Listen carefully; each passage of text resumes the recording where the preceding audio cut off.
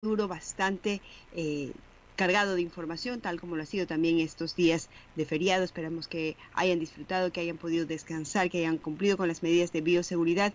Nosotros también queremos compartir con ustedes toda la información, las noticias que se han generado en el Ecuador y el mundo, que vamos a hacer el análisis y la opinión aquí en su programa Cinemarra. Sean bienvenidos y bienvenidas. Los invitamos también a que nos acompañen a través de nuestras distintas redes sociales. Un saludo a quienes nos acompañan en todo el mundo a través de nuestra plataforma en Facebook. Recuerden que nos pueden seguir ahí como programa Cinemarras y también estamos en Twitter y en Instagram como @Radio Atalaya. 6:33, es momento de saludar a nuestro compañero Carlos Pacheco, quien está en la sala de controles, y conectados junto a nosotros están el licenciado Alcides Montilla y el sociólogo Stalin Poveda. Licenciado, ¿cómo está usted? Muy buenos días. ¿Qué tal su fin de semana, su feriado? Buenos días, Teresa. Buenos días a Stalin Poveda y también saludamos a Carlos Pacheco, que está en los controles de la radio. Nosotros este feriado lo pasamos totalmente acá en nuestro domicilio sin mayores novedades. Saludamos entonces a los oyentes de Atalaya que nos sintonizan en la ciudad de Guayaquil. También lo hacemos a los que nos oyen en las distintas provincias del Ecuador y, por supuesto, aquellos ecuatorianos que nos están escuchando en los distintos países del mundo, ya sea porque están residiendo o de visita. A todos ellos, como siempre les digo, gracias por estar en la sintonía de Atalaya. Reciban de nosotros un abrazo imaginario a la distancia, estimada Teresa. Claro que sí, estimado licenciado. 6:34, saludamos también al director de este programa, el sociólogo Stalin Poveda Granoble. Muy buenos días. Buenos días, ecuatorianos. Teresa Merchán, es un placer saludarla. Espero que usted haya tenido, pues, como a todos los ecuatorianos se le desea que haya tenido este feriado, que haya servido de descanso, una vida próxima, muy cercana, de vida familiar, que es lo importante. De la misma manera a nuestro compañero Alcides Montilla, que saludamos, quien nos expresa que ha pasado en su hogar con su familia, de la misma manera lo hicimos nosotros, y Carlitos Pacheco, que espero también lo haya hecho junto a su familia. Buenos días a todos. Iniciamos este programa, hay una agenda muy importante con noticias nacionales e internacionales que en el desarrollo de este programa la vamos a analizar. Vamos a hacerlo en el marco del conocimiento de titulares que hoy se encuentran en la primera plana de los medios impresos de circulación nacional. Claro que sí, vamos a iniciar este recorrido informativo con Diario El Universo, cuya portada impresa destaca: Estados Unidos, en medio de una alta tensión y polarización histórica, decidió su futuro. Los resultados parciales en estados claves para decidir el triunfo mostraban anoche un panorama reñido. Los especialistas prevén demoras en el conteo global final debido al récord de 103 millones de votos enviados con anticipación por correo, esto en el proceso electoral. La crisis económica y la pandemia del coronavirus han marcado las elecciones en los Estados Unidos, que ayer concluyó su complejo proceso de votación en el que se batió el récord de sufragios por conteo al contabilizarse más de 100 millones de votos anticipados. Los norteamericanos decidían, luego de una feroz campaña repleta de polémicas, si darle 4 años más en el poder al republicano Donald Trump o cambiar de aires con el demócrata Joe Biden. Precisamente, Radio Atalaya también estuvo haciendo una cobertura especial frente a este tema y estaremos analizando poco a poco cómo se vayan dando los resultados. Por otro lado, 37 aspiran a reelección legislativa presentando, y este diario El Universo, hace un balance de lo que han sido el trabajo de 37 asambleístas nacionales, esto en el caso de Ecuador, que están previendo recandidatizarse para las elecciones de 2021. Por otro lado, 705 firmas tras mercado del cannabis. La mayoría de empresas son de Guayas y de Pichincha. Le llegaron las primeras semillas legales desde Oregón, Estados Unidos. En otros temas, no rindieron cuentas y son observados. La Contraloría impulsó 224 acciones de control a entidades públicas y autoridades que no cumplieron con la norma, esto es con la rendición de cuentas. En otros temas, un fuerte incendio tuvo en vilo a Durán. Unos 500 bomberos fueron a aplacar un incendio en una fábrica de cartones cuyas imágenes impactaron este fin de semana. Así también en Monte Sinaí, tutores ya dan clases. Los 100 primeros profesores empezaron plan para unos 6.000 niños. Se esperan 200 docentes más. En otros temas, verificación del discurso electoral, objetivo de una coalición de instituciones. Ecuador Verifica es una iniciativa que busca combatir la desinformación. Participan medios de comunicación, la academia y varias entidades de la sociedad civil. Vamos a compartir en este momento también la información de Diario El Comercio, cuya portada impresa nos dice en su nota principal: los viajes cortos fueron preferidos en el feriado. Unas 400.000 personas se movilizaron en el país. En las ciudades hubo irrespeto a las medidas sanitarias. Mientras tanto, la ocupación hotelera alcanzó el 50% de su capacidad. Y en el plano electoral nos dice también resultado de comicios en medio de suspenso, esto en Estados Unidos. El voto anticipado superó los 100 millones hasta el cierre de la edición de este diario. Joe Biden lideraba los conteos. La jornada fue tranquila pese a varias amenazas. Por otro lado, también destaca El Comercio intenso operativo en Durán por incendio en cartonera. Así también la teleeducación demanda alta seguridad digital, señala este impreso, este retroactivo. Y la Organización Internacional del Trabajo señala que los candidatos deben dar su visión acerca del IES, del futuro del Instituto Ecuatoriano de Seguridad Social. Vamos ahora a compartir la información que trae también Diario Expreso. El incendio de Procarsa, se refiere a la cartonera de Durán, es otra prueba de fuego para el sector asegurador, anota en un análisis principal de este diario. También hace un recorrido, una nota acerca de que Petroecuador recibió 3 ofertas de seguro antes de la suspensión del concurso. En otros temas también nos cuenta 10 personas fallecieron en Quito durante el feriado por distintas causas.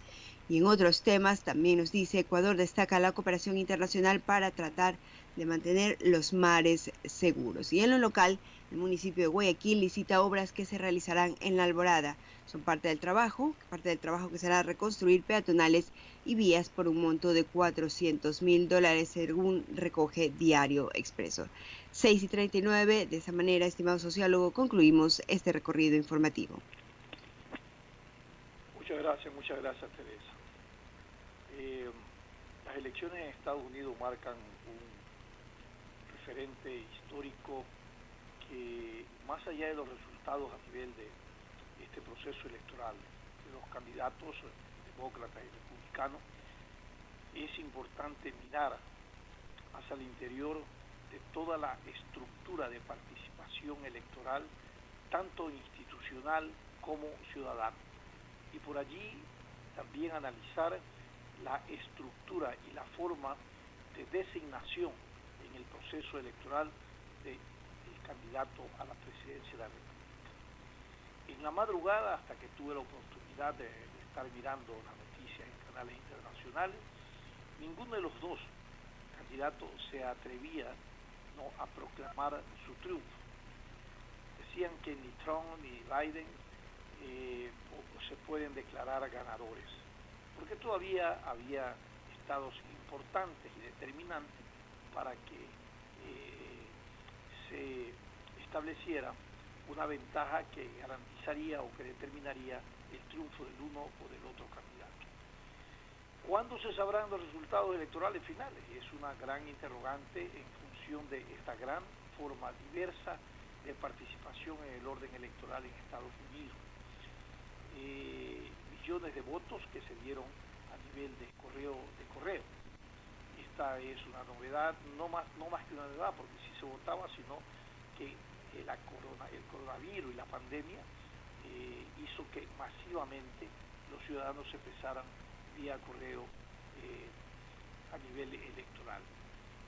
Y luego se puede pensar, porque es lo que los analistas en la madrugada determinaban, que es una elección muy cerrada y podrá ir este resultado en perspectiva ante el Tribunal Supremo. Esta es una de las grandes interrogantes que se van a definir en función de cuánto es la diferencia y cuáles son los votos a nivel de los colegios electorales hay 7 u 8 estados muy importantes que marcan los votos electorales en su gran mayoría y que de estos estados determinaría quién va a ser el presidente en Estados Unidos. Bueno, en algunos momentos aparece Biden como favorito, en otros momentos se espera también Trump, es decir, que están polarizadas las visiones y las decisiones soberanas que han tomado los habitantes de Estados Unidos respecto a quién va a dirigir los destinos por 4 años más a nivel de Estados Unidos. De tal manera que las elecciones presidenciales a nivel de Estados Unidos y se han convertido en un choque sin precedente con todas las hipótesis abiertas entre Donald Trump y el presidente Joe Biden. Él fue el expresidente de Barack Obama. Los estadounidenses acudieron a votar en un clima de división social que puede generar en violencia y que hace que los resultados de las elecciones sean una incógnita. Realmente ha habido un interesante control, inclusive se prohibieron en estas últimas semanas las ventas de armas porque esto podría generar también confrontación y actos de violencia, lo cual pareciera ser que ha sido bien, no pareciera ser, las noticias así lo demuestran que ha sido un tema controlado porque al cierre de la jornada electoral no se han encontrado estos tipos de actos a nivel de ciudadanos en el marco de las reivindicaciones de una o de otra candidatura. Donald Trump en algunos estados se ha declarado ganador de las elecciones, incluso en Miami ha ganado, ¿no? Y acusó a los demócratas, ya están hablando de fraudes, amenazando con judicializar el resultado electoral para anular el voto por correo. Este es uno de las partes de mayor confrontación, el voto a nivel del correo. Bueno, van a tener que definirse cómo va a ser el conteo de estos votos, qué tipo de legitimidad al final tendrían, porque es un instrumento y una forma de llegar a un proceso electoral. La falta de recuento todavía en algunos estados en la madrugada en el proceso electoral de Estados Unidos aún está abierto. Es posible que se conozca en las próximas horas o días. Días digo porque hay unos estados, como Pensilvania por ejemplo, que evidentemente pueden tener inclusive un tiempo hasta el 7 de diciembre, se hemos entendido, para tener un pronunciamiento definitivo respecto al conteo. Este es uno de los estados importantes o más importantes para determinar quién va a ganar las elecciones en Estados Unidos. Alcides. Sí, Stalin. Bueno, hay algunas novedades, Stalin, en lo que tiene que ver el tema de la elección presidencial en los Estados Unidos. Primero, ambos se han adjudicado el triunfo. Esta es una especie de un formato nuevo de la democracia mundial, que ambos se adjudican el triunfo. Trump dice, yo gané. Biden dice, yo no perdí. O sea, ambos reconocen que han ganado. Por eso te digo, es un nuevo formato de la democracia mundial, que una elección se declaren ambos ganadores. Pero la realidad es la siguiente, según hasta lo que yo tengo entendido en cuanto a la recolección de la información que tengo. En cuanto al voto popular, ¿verdad? Al voto que tú depositas en las urnas, Biden lleva 49 millones y Trump lleva 48. Se han escrutado al momento el 48%. Hay que entender que en los Estados Unidos no necesariamente quien tiene más votos es el que gana, sino quien tiene más delegados del colegio electoral. Hay que ganar un mínimo de 270. Hasta el momento, ¿verdad? Hasta el momento, oficialmente, Biden tiene 238 delegados a los colegios electorales y Trump tiene 213, de acuerdo a la información que ha proporcionado la cadena Fox. Sin embargo, otras proyecciones de otras agencias de información, empresas encuestadoras y medios de comunicación le dan un triunfo ya a Trump de 280 delegados frente a 257 de Biden. Esto está por confirmar. Tú sabes que una cosa es lo que digan estos medios, o sea, las encuestadoras, las empresas, etcétera, y los mismos partidos, y otra cosa es lo que diga el Tribunal Electoral. Y otra cosa es lo que digan las cadenas internacionales de noticias. Claro. Cada una de estas cadenas tiene evidentemente un afecto por uno u otro candidato y está clara, públicamente establecido de esa manera. De tal manera que, como tú lo analizas por estos antecedentes, Alcides, es muy impreciso, si se quiere, el momento en que cuando uno está en el monitoreo de las noticias, se da cuenta que uno de las cadenas tiene un favorito, el otro tiene otro favorito. En definitiva, al final el conteo definitivo, pero yo creo que hay una prudencia entre los dos candidatos. Esto de decir que todos son ganadores es un acto prudente porque es una elección muy reñida que se va a definir en un conteo muy, ¿cómo le puedo decir?, estricto en el tema del proceso del conteo electoral. Bien, Stalin. Mira, antes de hablar de la caída estrepitosa de la credibilidad de las encuestadoras, permítame decirte que todavía no se pueden proclamar resultados. Porque del coronavirus. Sí, mira, todavía no se pueden proclamar los resultados porque hay 3 estados en donde todavía no hay un conteo ya definitivo: en Pensilvania, Michigan y Georgia. Los demás, pues ya se sabe que en Florida ganó Trump, que en Arizona ganó Biden, en Wisconsin ganó Biden y en Ohio también ganó Trump. En el tema de las encuestadoras, Stalin, ¿verdad? Todas, a excepción de una, daban como ganador a Biden. Uno decía que el 5, el 6, el 7, el 8, hasta el 12% de diferencia. Pero solamente una sola es la que dijo que Biden no iba a ganar.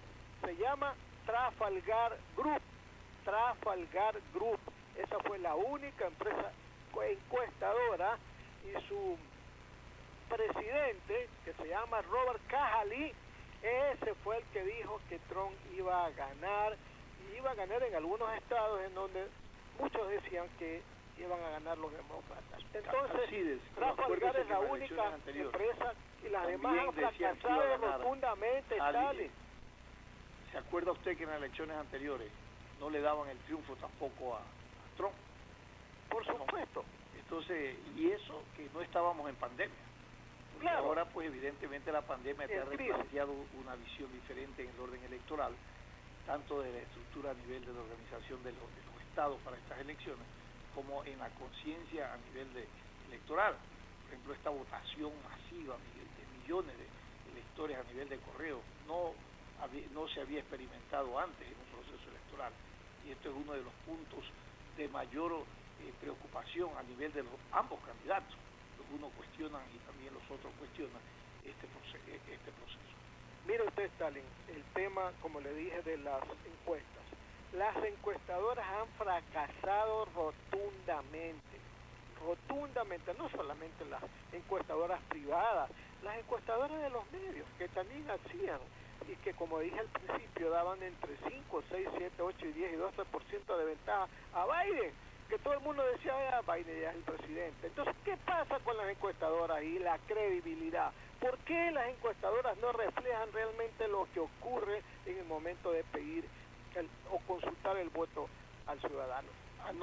Anoche, en este interrogante que tú te haces, Alcides, un analista decía que hay ciertos segmentos de la población en donde las encuestadoras no llegan en términos de consulta o de pregunta o de abstracción de cómo están pensando y de qué manera van a votar. Y ese es un porcentaje muy importante cuando la muestra no es representativa. Y esto es uno de los problemas de las encuestadoras, que hoy, más allá de que la muestra no ha sido representativa, debidamente estratificada, territorialmente definida, ellos, decía este analista, estas empresas más son proyectistas en fórmulas dinámicas respecto a resultados electorales, más que de aportar o de ir a la conciencia o a descubrir cuáles son los elementos y los componentes de conciencia social en el orden electoral, y aún más en pandemia, que puedan determinar o que puedan manejar un peso en la balanza, un peso determinado a uno u otro candidato en la balanza. Ahí hay una de las explicaciones muy importantes, por qué fracasan, por qué realmente las encuestadoras no apuntan o no determinan verdaderamente un camino, una orientación clara para que el electorado o para que quienes estamos pendientes o están pendientes de los resultados electorales puedan tener alguna certeza respecto a estos resultados. Y eso no solamente pasa en Estados Unidos, pasa en muchos países en el mundo, aquí en América Latina es frecuente el fracaso, ¿no?, de todas las encuestadoras. Pero al final, hoy por hoy, hay que pensar y repensar cómo está la conciencia a nivel electoral en el mundo después de la pandemia, o no después, en medio de un coronavirus, que esto ha modificado también los pronunciamientos y las formas de pensar de la gente. Ve, Stalin, ¿por qué razón las encuestas son engañosas? Y no solamente podemos decir que son engañosas o es que no apuntan o es que no dan un resultado, porque una cosa es que yo hago una encuesta para engañar y otra cosa es que yo hago una encuesta y que no pueda lograr captar expresiones, pensamientos y decisiones que tienen que tomarse alrededor de un proceso electoral. Bueno, decía, ¿por qué las encuestas son engañosas? ¿Verdad? En Estados Unidos no se encuesta a todos, se encuesta a determinada cantidad de personas en determinada cantidad de estados. Esa es la muestra, ¿no? Igualito que en el Ecuador. Aquí en el Ecuador solamente se cree que consultando a Guayaquil y Quito, ya los demás piensan igual que los que piensan en Guayaquil y Quito, y no es así. Siempre hay un distanciamiento de forma y de fondo, ¿verdad? Pero también hay otros elementos por los cuales las encuestas son engañosas. El voto escondido. La gente no quiere pronunciarse por un determinado votante porque le da vergüenza, porque no le interesa, o esos votantes que le mienten a los encuestadores. ¿En qué sentido le mienten? Para crear, ¿verdad?, por parte de estos votantes la sensación de que las encuestas no valen, no sirven. Y peor, si se dan cuenta que determinada encuesta tiene la tendencia a favorecer a un candidato y el votante consultado, que no es de ese candidato y es consultado, dice, no, yo no voy a decirle a ellos la verdad, voy a mentirles. ¿Para qué? Para distorsionar el resultado de la encuesta. Eso pasó, dicen muchos, en el caso de Estados Unidos, en el caso de los votantes de Trump, que veían que la mayoría de las encuestas estaban a favor de Biden y decían, yo voy a votar por tal persona, con el ánimo de desprestigiar, distorsionar el resultado electoral de la encuesta. Entonces, como recapitulando entonces, Stalin, mire usted, si el votante ecuatoriano mira lo que está pasando con las encuestas en los Estados Unidos, ¿por qué tiene que crear las encuestas que dicen que aquí son 3 candidatos los que tienen mayor posibilidad de ganar las elecciones? Pueden decir por qué, pues, si las encuestas que dicen eso en Ecuador, también en Estados Unidos dijeron lo mismo, que Biden iba a ganar y Biden no está ganando las elecciones. Entonces vea usted nomás la diferencia, o vea usted la proyección, o vea usted la comparación, Stalin, entre lo que sucede en las encuestas en Estados Unidos y lo que puede pasar aquí en el Ecuador. Facilísimo, bueno, podemos hacer la comparación. Alcide, la comparación es válida en términos de cómo es de la instrumentación del proceso electoral. Pero recordemos que los modelos de conteo y de definición de ganador de uno u otro candidato no están distantes al modelo, por ejemplo, de América Latina, el modelo del Ecuador. Allá, evidentemente, el voto directo ciudadano no es el que determina la elección o el ganador, sino efectivamente los colegios electorales. Esa es una diferencia sustancial en donde aquel análisis respecto al voto escondido, si bien es cierto juega un rol determinante frente al hecho de que no se detecte por parte de las encuestadoras cuál es el comportamiento psicosocial electoral de los ciudadanos, no es menos cierto que tú puedes tener hasta diferencia de 3 millones, hasta de 4 millones de votos directos, y sin embargo no eres el ganador, como ha ocurrido en otras elecciones y como va a ocurrir en estas elecciones. Es probable que Biden tenga 3, 4 millones de votos directos, más que Trump, pero Trump tiene los estados más fuertes con votos electorales, que son los que determinan finalmente este proceso, quién va a ganar en Estados Unidos. Mire, Stalin, y finalmente en cuanto al calendario electoral en Estados Unidos, el 14 de diciembre, o sea, a ver, hoy estamos 4, ¿verdad? Más de 40 días. 14 de diciembre se reúne el colegio electoral, que está conformado por 538 personas, y van a transmitir de manera oficial la votación registrada ayer. Y el 20 de enero se va a juramentar el nuevo presidente de la República. O sea que hay bastante tiempo para saber qué ha pasado, qué está pasando en cuanto al proceso electoral, esto del retraso en el conteo de las urnas. Yo creo que sí, hay que esperar. Hay estados que evidentemente dijeron, bueno, nosotros nos tomamos el tiempo hasta el 7 de diciembre para contar los votos y hacerlo oficial, puede ser antes, pero el calendario que tú manifiestas es el que determina el conteo definitivo para determinar quién va a ser el presidente por 4 años más en los estados. Y una última cosa, ¿no? Mira, también ayer se elegían a los miembros de la Cámara de Representantes y del Senado. En la Cámara de Representantes van a renovarse todos los 435 miembros, y en el caso del Senado un tercio, o sea 33, 34, ¿verdad? En lo que tiene que ver a un hecho muy trascendental también que tiene que estar relacionado con nosotros, había la posibilidad de que la ecuatoriana Debbie Mucarcel Powell, ¿verdad?, asambleísta o congresista demócrata que iba a la reelección por un condado en Nueva York, lamentablemente perdió, le ganó un cubano americano. Eso es lo malo que tenía que decir en este asunto de lo que está sucediendo entre ayer y hoy en los Estados Unidos de Stalin. Muy bien, así es, vamos a ir con nuestros anunciantes, volvemos inmediatamente con nuestro invitado, el asambleísta César Ron. Claro que sí, vamos a ir a la pausa comercial cuando son las 6 de la mañana con 59 minutos, pero antes les comentamos que el municipio de Guayaquil está licitando obras para la reconstrucción de peatonales y vías en La Alborada en sus etapas 7 y 10. De esta manera, más de 2.000 habitantes de esa ciudadela se beneficiarán de la reconstrucción de vías y peatonales que realizará el municipio de Guayaquil y que contempla, entre otras cosas, la reconstrucción de 330 metros de vía con pavimento de hormigón y 600 metros de peatonales con adoquines de colores. El proyecto contempla una inversión de alrededor de $400,000. 6 de la mañana y 59, como les decíamos, vamos a la pausa comercial, pero enseguida volvemos con más de su programa Sin Amarres. Este es un programa de opinión, categoría O, apto para todo público. El siguiente es un espacio publicitario apto para todo público. En UTE, creemos que el futuro está en manos de nuestros estudiantes y agregar valor a sus vidas está en las nuestras. Con una educación práctica y moderna, creando experiencias únicas, formando líderes y sobre todo, que disfruten el camino. Doctor Galo Cabanilla, Canciller UTE.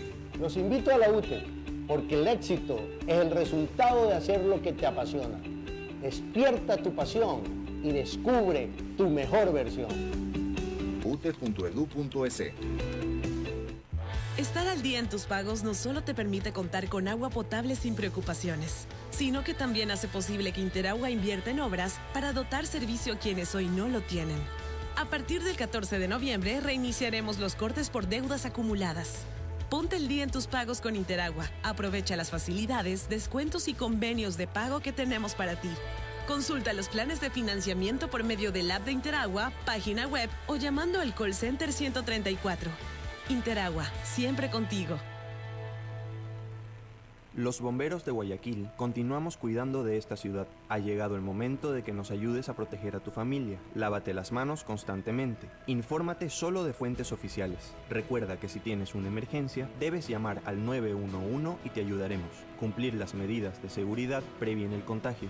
Este es un mensaje del Benemérito Cuerpo de Bomberos de Guayaquil. Autorización número 0008, CNE, Elecciones Generales 2021. Esto aún no termina. Por eso le digo a mi nieto que para jugar pelota siempre debe usar mascarilla. Y cuando vuelve, hago que se limpie para entrar a casa. No te confíes. El estado de excepción terminó, pero la pandemia sigue. Manos, mascarilla, distanciamiento y preocuparse de que todos cumplan las medidas de seguridad. Alcaldía de Guayaquil. Autorización número 0118. CNE, Elecciones Generales 2021. Ya son 200 años de independencia de esta libérrima ciudad que siempre sale adelante. Por eso nos sentimos en constante compromiso de trabajar al ritmo de Guayaquil, generando empleos a través de nuestras obras que ayudan a reactivar la economía de la ciudad y un servicio con agua potable de calidad para beneficiar a cada uno de los 3 millones de guayaquileños. También velamos por un futuro sostenible, trabajando arduamente en la conservación de nuestro río Daule, porque este bicentenario, el Guayaquil que soñamos, se levanta con obras. Fin del espacio publicitario. Usted está escuchando un programa de opinión, categoría O, apto para todo público.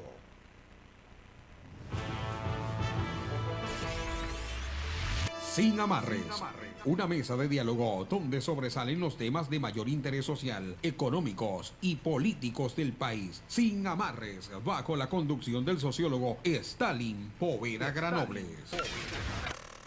En Sin Amarres, le damos la bienvenida al invitado de hoy.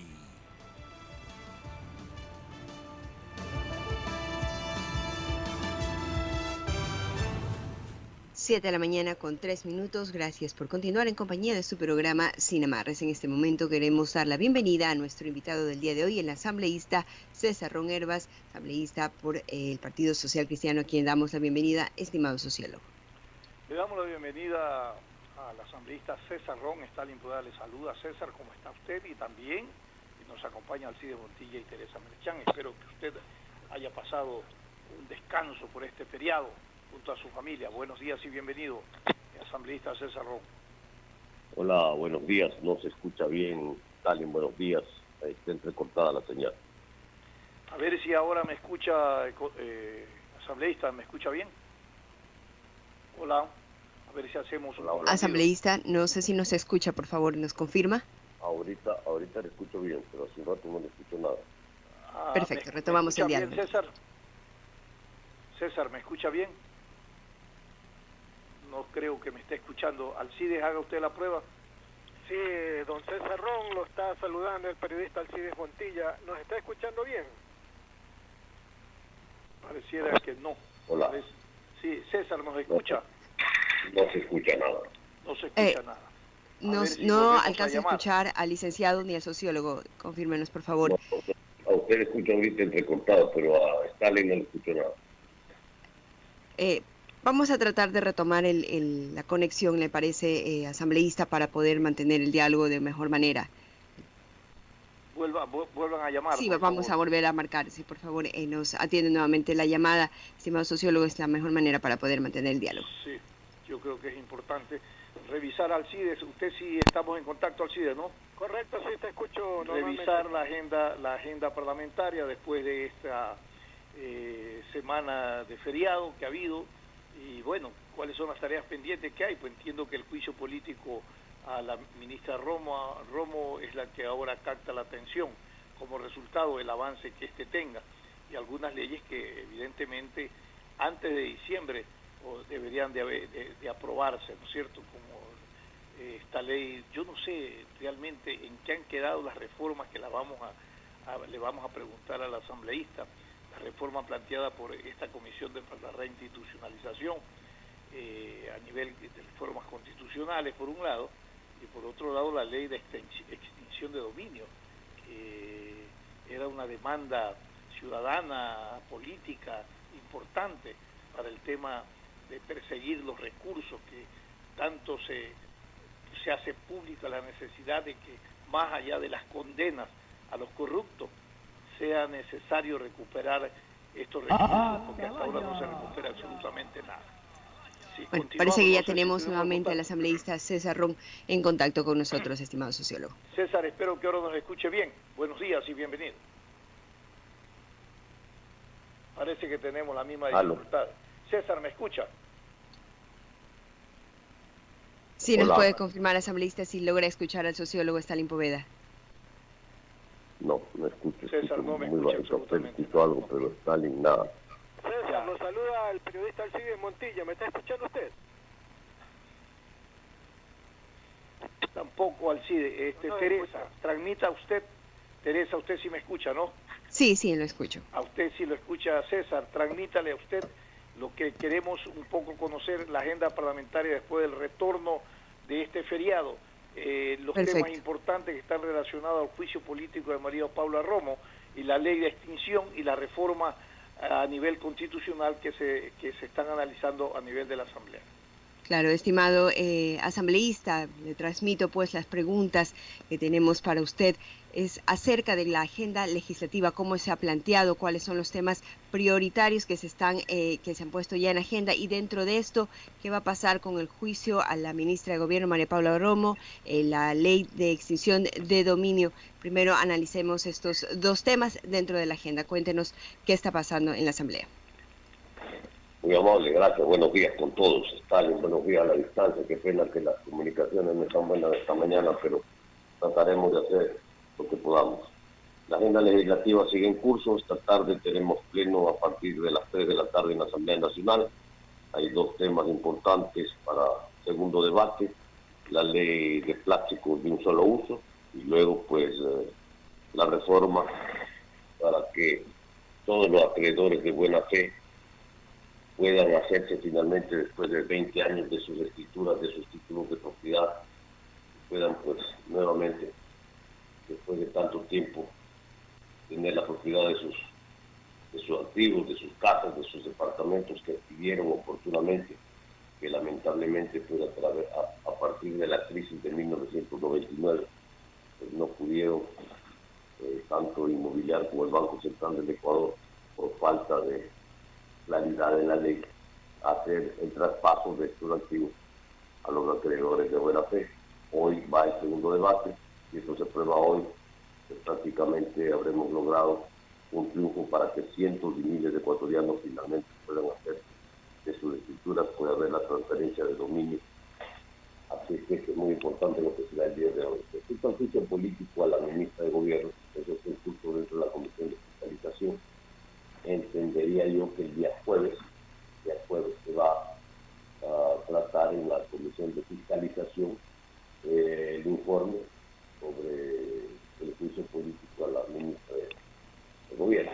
Tendrá que votarse, que habrá que ver realmente qué es lo que sucede. Lamentablemente, pues en la Comisión de Fiscalización ha dado un giro político extraño, y digo extraño porque resulta pues que comparecieron como acusadores el señor Vargas y el señor Pita, que fueron parte de los responsables de los hechos violentos de octubre pasado en el Ecuador, donde se violentó los derechos humanos, se violentaron las libertades, se secuestró a periodistas y a militares y policías, se dejó a una población sin agua, se quemó la Contraloría General del Estado, y resulta pues, que dentro de este proceso se tomó este giro extraño, como digo, muy extraño por cierto. Resulta pues que los responsables o parte de los responsables de los hechos violentos de octubre pasado ahora resulta que son los acusadores. Así es que tendremos que ver qué pasa, tiene que haber claridad en los procedimientos, tiene que haber claridad en ese informe, ¿no? Y por otro lado, pues la ministra está inmersa también en denuncias de actos de corrupción severos respecto al manejo de los hospitales, a las cuotas políticas que se entregaron, donde hay actos de corrupción que tienen que ser investigados, que tienen que ser sancionados y que hoy lamentablemente no están dentro de este proceso. Sí están dentro de un proceso de pedido de juicio político en la Asamblea que el CAL aún no lo ha calificado, y que la Asamblea Nacional debería avanzar en este proceso de corrupción que llevó a la Asamblea Nacional a actos de corrupción, donde muchos asambleístas están involucrados y donde se compró votos a cambio del manejo y de las cuotas del manejo de los hospitales públicos. Pregúntele, Teresa, que en el caso del juicio de María Paula Romo, ahora convertidos en acusadores, quienes son los protagonistas de todos los demanes a nivel de octubre, el señor Isa y el otro representante, Vargas, el triunfo respecto a ese juicio político se lo estarían dando a quienes propiciaron todo este proceso de violencia de inseguridad y de atropello y de respeto a toda la estructura, no solamente pública, sino privada. Y esto políticamente eso sí es censurable, esto no puede pasar. Asambleísta, no sé si pudo escuchar el planteamiento del sociólogo. Lo entendí, entrecortado, pero lo entendí. Así es, Stalin, concuerdo con usted. No creo que es un error de la comisión, de su presidente, haber permitido que los responsables de la violencia en el país, de pérdidas económicas tremendas que llegan a casi 3.000 millones de dólares que paralizaron el Ecuador en octubre pasado y que están siendo investigados por parte de la Fiscalía General del Estado, resulta que se han convertido en las piezas claves del juicio político a la ministra de Gobierno, convirtiéndose en acusadores cuando ellos son los responsables de todos los hechos que hemos visto en el Ecuador y que hasta el día de hoy la justicia no establece esa responsabilidad. Un error gravísimo en la conducción de la Comisión de Fiscalización, el haber llamado a declarar a estos dos personajes que lamentablemente pues destruyeron la capital de los ecuatorianos, rompieron los edificios públicos, rompieron las veredas, quemaron la ciudad, quemaron la Contraloría General del Estado y no pueden ser las figuras claves de un juicio político a la ministra de Gobierno.